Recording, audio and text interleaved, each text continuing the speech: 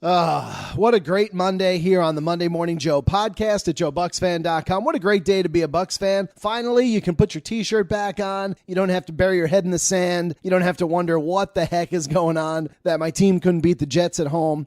It's a good day. It's a day we all needed for some relief. Although I know some of you out there have hung it up, or you're super negative, or you're not impressed at all by yesterday's victory. We're going to talk about it. And a lot of that's understandable. But what we do want first is to recognize those who make this podcast possible. That's Lakeland Automall Ford and Hyundai and Discount Garage Doors. Their support on joebucksfan.com and here on the podcast is so great. And, what does support mean? It means they advertise with us. It means we've learned about them, they've learned about us, and we want to tell you about them. And I wouldn't send you anywhere that wasn't right. That's really the bottom line. We've always done business that way at joebucksfan.com. You'd be surprised who we've turned away. Maybe you wouldn't be surprised if you know us pretty well, but our sponsors and our advertisers are top-notch, and we don't just take money and run. Lakeland Automall Ford and Hyundai model year-end closeout is here. Save up to $12,000 off MSRP with special dealer discounts on all 2017 Ford vehicles and over $8,500 off MSRP with special dealer discounts on 2017 and 2018 Hyundai models. Don't forget that every new vehicle purchase includes a nationwide lifetime warranty, plus every vehicle purchase comes with 1 year free scheduled maintenance at no extra cost to you. For the best price, service, and selection, you just can't beat Lakeland Automall Ford and Hyundai, where they're exceeding customer expectations every day. Head to their website, lakelandford.com. My friend, as you know, General Manager Sean Sullivan over there. Give him a call. Tell him you're a Bucks fan. Tell him you're a stick carrier or whatever. He's going to take extra good care of you, and he'll probably want to talk some Bucks. But they're at 1430 West Memorial Boulevard, Lakeland, right off I-4. Go to the website. There's all the Black Friday savings. Most of them, anyway. A lot of the Black Friday deals are up already. More information on those next week. And at Discount Garage Doors, what can I say? 7 days a week, 24/7. They're there for you on their website, dgdoors.com. Or give them a call at 1-866-420-DOOR. You're going to get a same-day free service call, estimate, a diagnosis, everything you need. Most competitors charge for that. They're going to beat comparable estimates. They're going to be fair with you. Remember, their name is Discount Garage Doors, and they have a great selection of new doors, but this is a local company, family-owned, almost 20 years going on. They cover the entire Tampa Bay area, all the way out through Orlando. It's just grown and grown because of their great service. Again, 7 days a week. Use your Joe Bucks Fan discount code, Joe Bucks Fan, 1-866-420-DOOR, Discount Garage Doors. Visit them at dgdoors.com. All right, so the Bucks get it done yesterday, 15-10 against the Jets. It wasn't that close. The defense shows up in a huge way. It plays consistently. It finds a pass rush. It's more aggressive. The Brent Grimes effect again kicks in. It's so great for his legs, getting those couple of weeks off with the shoulder injury. I mean, the guy was fresh. He was fast. And you have to love the aggression. You have to love Ryan Smith continuing to play better. Same thing for Javian Elliott. And there were some issues out there. But overall, the Bucks now are allowing just 15 points a game at home. 15 points a game. I don't believe in coincidences. We're not big on coincidences here at joebucksfan.com. The defense is coming out stronger at home. It's playing with more attitude, and it's what you want to see. I mean, if you're looking at a Dirk Cutter regime, if you don't believe it's crumbling, then you believe it's solidifying. And maybe they're finding a little bit of an identity with home defense. Look, Jameis Winston was just out there 10 days ago or so saying the team doesn't have an identity. Well, this year, the identity, if there is one, on the positive side, there are plenty on the negative side. But if there is one on the offense, on a positive side, it's good defense at home. They've been playing much better defense at home. And that continued yesterday. We'll talk a little bit more about that. But I want to take you into the locker room because I figure, hey, you know what? You're at a Joe Bucks Fan podcast. Probably the biggest thing we can do for you, hardcore Bucks fan, is to give you our insight based on what we've learned and what we can see that you can't. So I want to do that first, and I want to try to do a little bit more about that, more with that going forward, because you know what? Why not? So one thing that came up last week, we wrote about it on Joe Bucks Fan, but you've heard it for weeks, many weeks, really months. You've heard that DeSean Jackson is ready to implode, and he's a powder keg, and he's a ticking time bomb. And Phil Simms last week was saying that he's shocked and surprised, and good for Jackson for not exploding yet after the train wreck Bucks offense he's part of, and he's not getting his deep shots and all that. So I got some private time with DeSean Jackson yesterday. Kudos for him. What a great guy to talk to, just because he's, all the guys on the team say that he's got the ultimate swag and he's super cool and this and that. But I'm not saying I'm playing fanboy here, because he is super cool, but he's a good guy to talk to, and he's just a decent guy. And he is very cool on top of that. So it's just kind of neat. But and on the flip side of that, he's not necessarily out there with media all the time, and he's not looking for the spotlight and all this stuff. So he's just an interesting character in a lot of ways, and he's a great speaker. Those of you who watched him, maybe his early press conferences, and I remember when he was introduced to the Tampa Bay media in the spring, it was like, wow, man, this guy can talk and he's polished. Anyway, not the point. The point is, I asked DeSean Jackson, hey, DeSean, look, all these guys nationally and even some locally are talking about you, saying, hey, Jackson's not getting his touches and the team is struggling. He's a powder keg ready to blow, man. He's going to lose his crap and blah, blah, blah. And I asked him, I said, why is that happening? Do these guys just not know you, or are they on the money? Or what's really going on? How can you explain this to me? But I asked DeSean Jackson, and I told him, I said, I'm not going to type this up. I'm not typing it up word for word. Just give me the answer so I can share it. And sometimes as a journalist, one with ethics, you do that, because that's how you can get guys to open up a little bit more when they're not being quoted word for word. It's a way to get some information that you're going to share, but also let them know that, hey, I'm not going to be, every word you say here is not going to be scrutinized. So that's the situation. That's why I haven't typed this up for JoeBucksFan.com in any sort of quotes, but you're getting it here on the podcast. So Jackson says to me, he says, look, man, all those guys, Phil Simms, whoever it is, all of those guys are thinking of DeSean Jackson of 5 years ago. And he said, frankly, in my life, that guy, DeSean Jackson of 5-6 years ago, just does not exist. He doesn't exist anymore. I'm 30 years old, and that guy's just gone, man. I'm just not that guy. So it's funny, and maybe they're right if this was 5 or 6 years ago. But he said, I'm just not that guy. So it's just not going to happen. They can wait all day long. It's just not happening. So we talked a little bit more about that. And I did ask him, I said, well, hey, 5 years ago, do you think you would have gone nuts with your situation here with the Bucks and lashed out? And would they have been right 5 or 6 years ago? And man, did he laugh. He laughed, and he thought about that for a while. And he said, I don't know, maybe. And he talked about that a little bit more, about certain things that used to frustrate him that don't in years ago, not with the Bucks.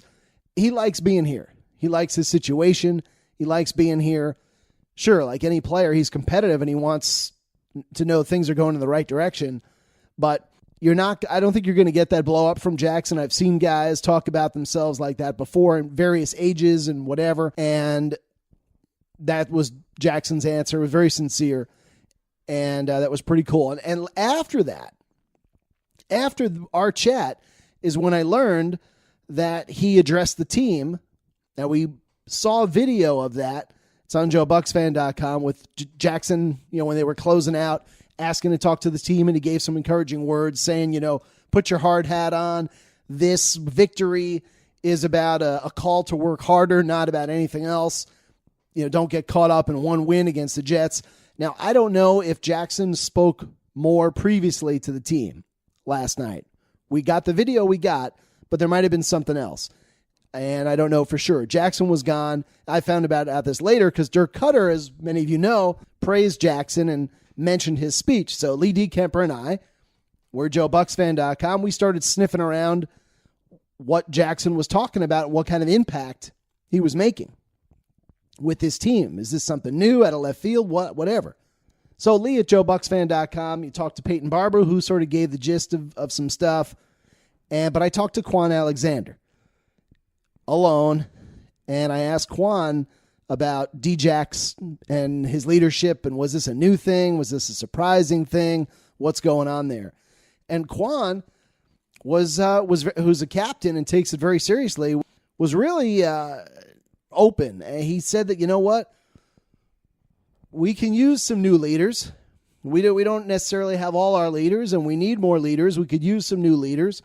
And DeSean Jackson, everybody knows who he is, and he has everybody's attention. And Kwon said that Jackson has really been stepping up more lately, asserting himself, within the team. And I asked him, I said, do you think this is just a function of Jackson being more comfortable with the guys? And what's bringing it out? And Kwon wasn't really sure. He wasn't really sure. He admitted that, hey, I don't necessarily know DeSean that well, but it feels that way, that he's just wants this to be his team and sees the need. And Kwon speculated that maybe it's because Jameis was down. And he felt that maybe DeSean Jackson felt that, hey, the team with Jameis hurting and then being out really needs more of a bigger voice, another voice. So interesting stuff. But let me get back to Kwon and what happened with Robert Ayers. If you didn't see what happened, you really didn't miss much. I'm just calling it straight. This is the very, very overblown situation just because you saw two guys yelling at each other. Ayers wasn't even standing up. It was such a big deal to Ayers that he didn't even bother to get up off the bench. I mean, come on, that's not exactly a fight that needs to be broken up. Not where I live anyway. But it all seemed to circle around Chris Baker's pass interference call, roughing the passer call late in the game that led to the final touchdown and really kept the game going and alive for the Jets. I hate that call on Baker just because, they're trying to protect quarterbacks' knees, and I get it, but it was not really in the spirit of that rule. It was dicey, but whatever. Baker should have known to not do that.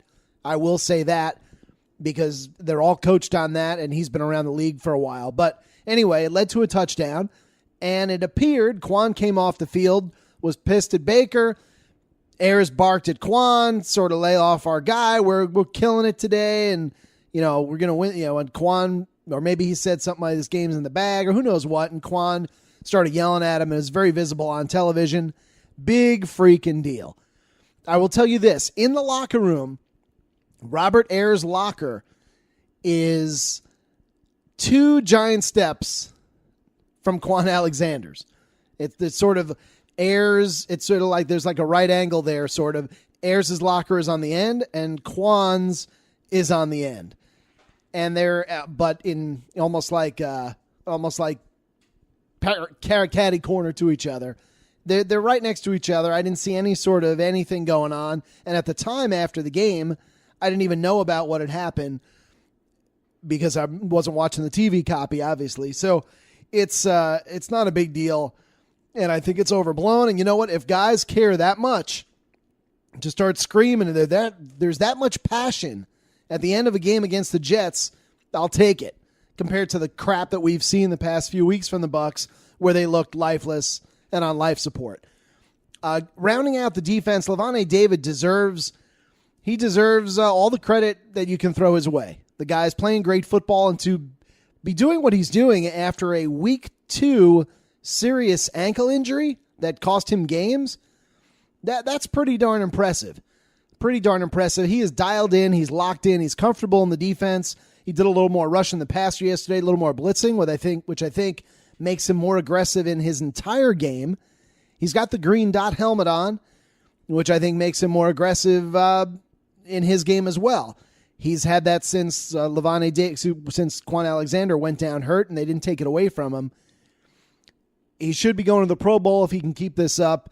Pretty good stuff from Lavonte David. The linebacking core yesterday, the speed that they displayed, Beckwith looking sharp and getting his first career sack, and Kwon, and man, that was the best game for that linebacker core in my opinion, and that's some dangerous stuff going forward. We've seen in this league what Carolina does revolves around a great linebacking core. Now, maybe the Bucs can get there. I don't know. I'm optimistic today. I'm optimistic. Mike Smith's dialed it up right, and there's reason to be optimistic. And I already hear all the people out there saying it's the Jets, it's Josh McCown. Come on, Joe, you've told us for years that Josh McCown is brutal, and you know what? You're right. Josh McCown is brutal. He's a backup quarterback in this league. However, the reality is McCown was completing 70% of his passes entering this game against a lot of different teams, good ones included. The Jets were playing some good football, inspired football. They entered the game 4-5, coming off extra rest because they played on the previous Thursday night. They're in the playoff. They were in the playoff hunt, and had a bye week coming up next. Great opportunity for them to win, get into the bye at 5-5, and make a run. Try to make a run, even though their schedule's real tough. But the point is that this is not a horrible team, not a team in disarray came into Raymond James yesterday. It's not a great team. It's not even a good team, but it was a good win against a team that was playing pretty well, and a team that's put up points, and a team that's run the ball, which they didn't yesterday. And you can't take it away from the Bucs. You can't go crazy with it, though, because in the end it doesn't mean very much because it's just one game. But you got to start somewhere, and I'm not going to sit here and be pessimistic. I'm not writing off all the disarray on the Bucs and the what appeared to be quitting and stuff in previous weeks, some of that and some lifeless play. But you have to be, if you're the fan, riding the roller coaster. And I'm very much a fan, in addition to covering this team with a sharp eye on things and trying to keep a balanced look, a fair look as well. But you have to acknowledge what was accomplished yesterday, and it was pretty darn good. You win with a backup quarterback, you've done something, and Ryan Fitzpatrick is just that on this team, in this system. Offensively, I know we refrained on JoeBucksFan.com yesterday and today, so far today, Monday, of writing about Doug Martin. And it's beating a dead horse already. I can already hear everybody, the offensive line stinks, you're getting blown up. Baloney. They are not getting blown up on every play. Doug Martin, where he's losing 1 yard, it's where he used to gain 1 yard. Where he's gaining 7 yards, it's where he used to gain 18. He's lost so much. His vision is not any good. Somehow he's had 200, and I think we're up to 235, 240 carries between last year and this year, and he's been terrible. The collective stuff is terrible. And it's not all bad luck. That's one big-ass sample size. And I just would wish the Bucs, I understand that they believe and see that Martin is the best back on their roster. They watch him in practice, and they're convinced he's better than Peyton Barber and Jaquiz Rodgers. But you know what? In sports, the best player doesn't always get it done. That's not always the guy who can get it done. It's not always the right fit. And right now, for whatever reason, Doug Martin is not the right fit. He's not running confidently. Even if he is the best running back of the group skills-wise, it's not a right fit. I don't get it. But you know what? They keep going to the well. We begged and screamed for him not to come back. I think he's dragging down the whole running game. And unfortunately, Peyton Barber he got 2 carries yesterday. I mean, that's just like an incomplete on a test. It just doesn't really count. Jaquiz Rodgers has been iced out ever since he got the game ball against the Giants. It's just it's a little bit odd, but it's going to keep going. And no, the offensive line isn't great. And Sweezy has not been an uplifting force, but it's not all bad. It is really not all bad. And you know what? They pass protected pretty well yesterday. Even go watch Donovan Smith out of the gate. The one time he was beat in the first quarter, they blitzed 2 men. They blitzed 2 men off the edge there. Or one guy rushed off the edge, and there was a blitzer off the edge. And there was no pass pro help. So what do you want Donovan Smith to do? It looked like he let somebody through, but no, that wasn't the case. There were 5 guys rushing and 2 on him, and yeah, sure, he didn't block 2 guys. I haven't finished watching all the replay, scrutinizing it, and then I go into the tape. I guarantee you, and I'm going to try to find out for you, Donovan Smith's grade by the coaching staff was not bad yesterday. He had a bounce-back game. Ryan Fitzpatrick somehow was only sacked once, and the Jets threw a lot of heat at him. I mean, that was their goal, they know that Ryan Fitzpatrick, from their own experience, with him being a Jets quarterback, that Fitz implodes under pressure and makes mistakes, just like Josh McCown. I mean, he makes mistakes. He's going to do some good things well. He's going to do, I guess you always do good things well. He's going to do some good things, but one sack of Ryan Fitzpatrick yesterday. That's another great job pass blocking by the Bucs offensive line, which is among the top third of the NFL in allowing quarterback hits and sacks. So there's a lot of positive there, but there's no mesh. It's just not what it needs to be. One of the things you'll actually hear we'll talk about on the Ira Kaufman podcast tomorrow, O.J. Howard, where is this guy? What's going on here? I mean, number 1 overall pick. This was a game to see O.J. Howard.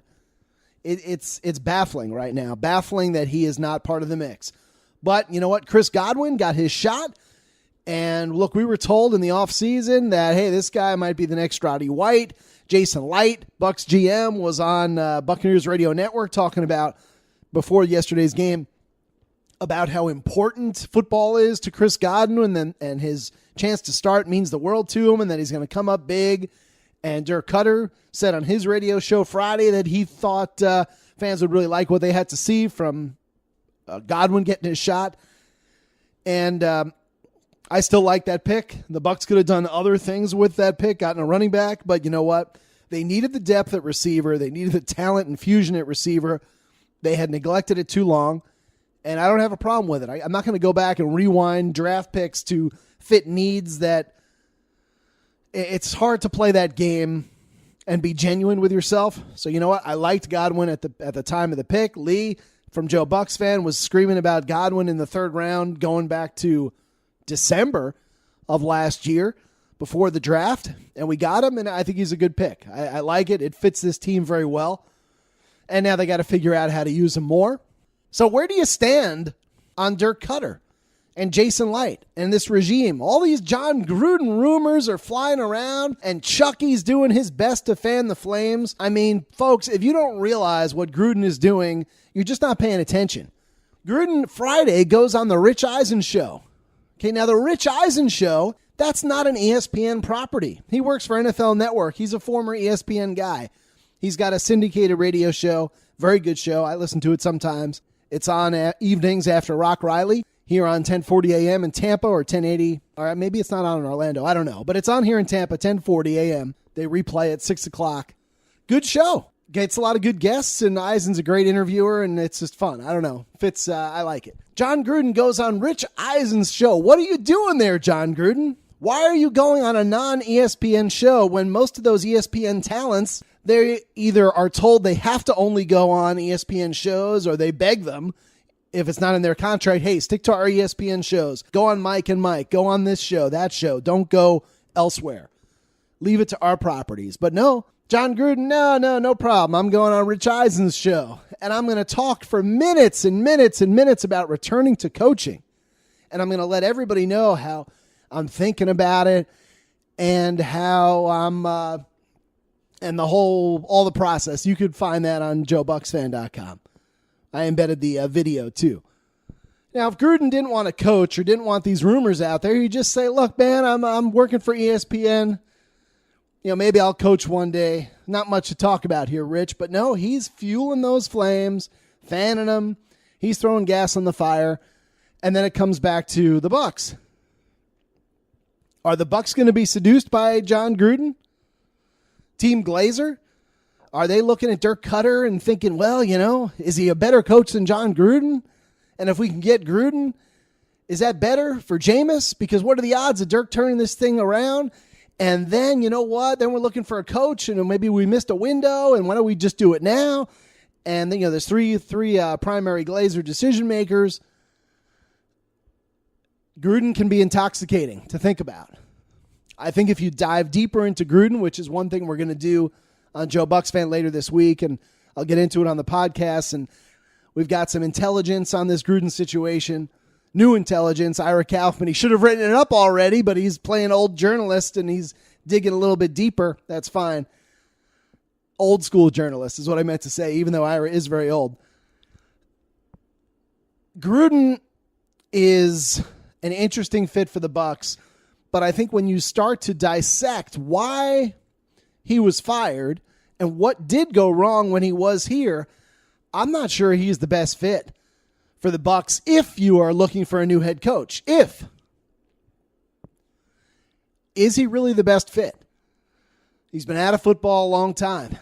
He hasn't coached with limited practice time and limited time to be a hard ass, and with the change in the labor laws, which is a big deal.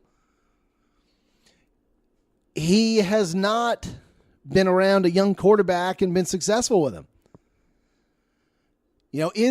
What happens if you bring in a John Gruden and he's clashes with Jameis, or he intentionally clashes with Jameis? We've seen Gruden crave quarterback controversy. Look what he did with, sicking Brian Griese on fans when Jeff Garcia was playing better and jerking Garcia around, and a lot of things that did go on. That how do you know Gruden isn't interested in doing some of those things again? And then there's Gruden's offense, which wasn't exactly very lighting it up here in Tampa. Now, part of that is talent, but part of that also goes to scheme. And is Jameis a West Coast quarterback? What kind of offense is Jameis going to be as successful as Kirk Cousins in Washington? Is he that kind of guy? There's a lot of things to consider, and big thing to consider is what kind of staff could Gruden really put together. I mean, he himself in that Rich Eisen interview talked about it's all about who your staff is and who you're able to hire. Well, we all know the history of the Bucs. Gruden walked in here to a gift-wrapped, golden situation on defense. Monty Kiffin in place, a system in place, Hall of Fame defensive players in place, multiple. He doesn't have that this time around. What's his defensive plan? There's just a lot to decide. I'm not saying he's a bad football coach. I'm not discrediting the guy, but when you really start to dig into Gruden, the guy who's been out of coaching for 9 years and who claims he loves football so much that at 45 years old, he walked away from the game.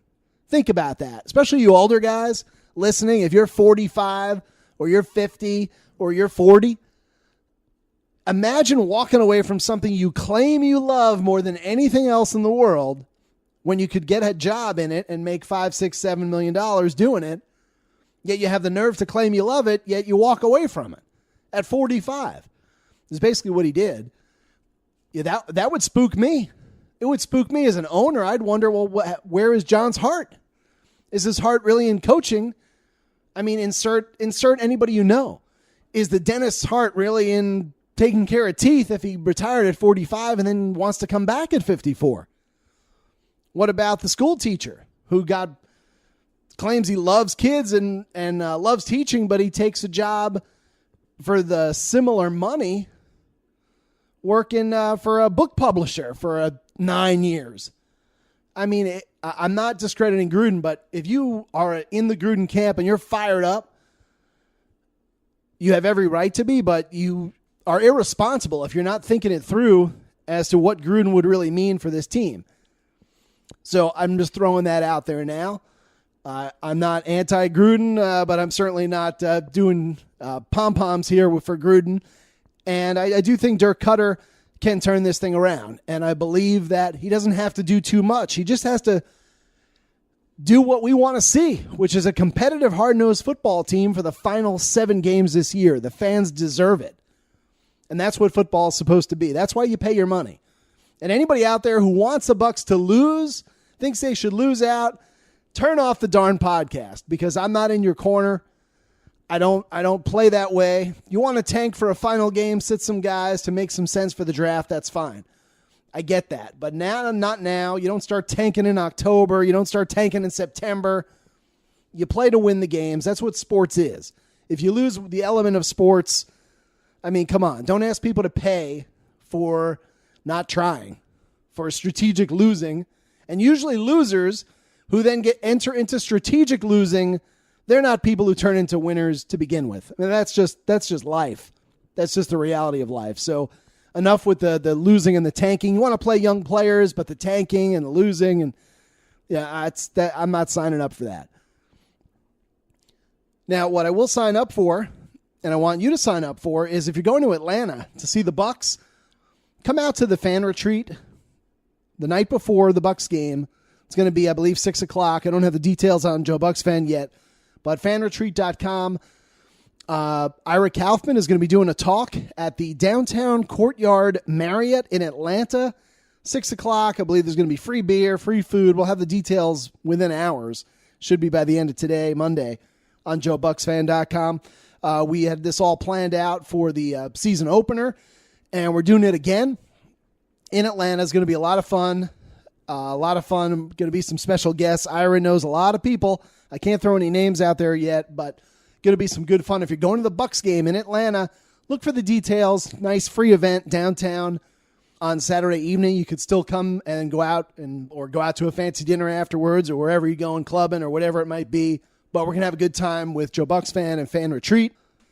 Of course, remember Discount Garage Doors at Lakeland Auto Mall, Ford, and Hyundai. Great sponsors of the podcast. It's dgdoors.com and lakelandautomall.com or just lakelandford.com if you're just looking for a Ford. And where do we stand now? Where do we stand here? We stand here with a fan base divided, wondering if this is a fluke, wondering if we should be thinking about a new coach. We got national media pressure pounding John Gruden. People coming from all angles saying Dirk Cutter's a dead man walking. We got Jason Licht with no contract. And what a day it was for Jason Licht. You know, I gave him a C- grade on this podcast 2 weeks ago, last week I think it was. Doesn't matter. I gave him a C- grade. Well, you know what? After Sunday's game against the Jets, all of a sudden Robert Ayers doesn't look like a guy who's 32 and, lifeless playing out his contract. Brent Grimes comes back. All of a sudden, he doesn't look 34 years old anymore with a shoulder injury. He's money. And all of a sudden, sacks appear. And the sack numbers look a little bit better. And the defensive line won a football game for the Bucks with guys like Darryl Tapp and Will Clark. Again, it's just one game. But all of a sudden, again, a throw in Kendall Beckwith looking great. So, and throw in Ryan Fitzpatrick succeeding as a backup. Would anybody have been surprised if Fitzpatrick just walked out there and threw 3 picks or was awful this season? No, of course not. But you know what? He wasn't. He's taken this seriously. He was good in Arizona. He was good enough yesterday. Got the job done. He's got a victory. That's what you want from a backup quarterback. So all of a sudden, things look a little bit better for Jason Licht.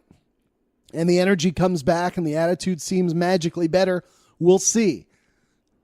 The regime has a ways to go, has some strides it needs to make, but we'll see. And this is the drama that we play out. But you know what? I love the Bucks.